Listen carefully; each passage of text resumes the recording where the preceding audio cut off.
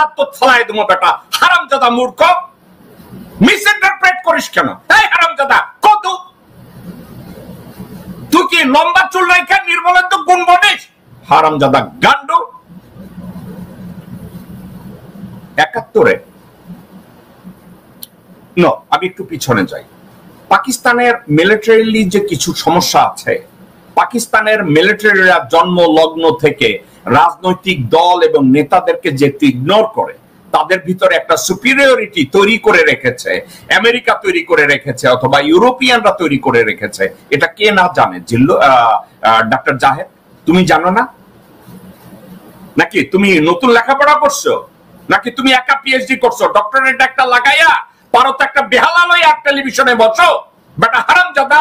যে লোক ইসলামের কথা বলে, পাকিস্তান মিলিটারি যখন বাংলাদেশে ভয়ঙ্কর রকম জেনোসাইড চালিয়েছে, ক্রাইম এগেইনস্ট হিউম্যানিটি করেছে, ইসলাম কোথায় ছিল তখন? ইসলাম সাপোর্ট করে যে আপনি নৈতিকভাবে, আমি ক্রিমিনাল অফেন্স সরিয়ে রাখি তাত্ত্বিকভাবে, যে আপনি নিজের মধ্যে হাত লাগান নাই, ধরে নিলাম তারা লাগিয়েছেন, কিন্তু আমি মনে করি লাগাননি। আপনি তাত্ত্বিকভাবে এই জেনোসাইডকে তো সমর্থন করেছেন, এটা তো আপনি স্বীকার করেন যে আমি পলিটিক্যালি চেয়েছি পাকিস্তান একত্র থাকুক। তো 25 মার্চের পর যে এই জেনোসাইড আর ক্রাইম এগেইনস্ট হিউম্যানিটি হলো, এটা আপনাকে ইসলাম দিয়ে করা গেছে?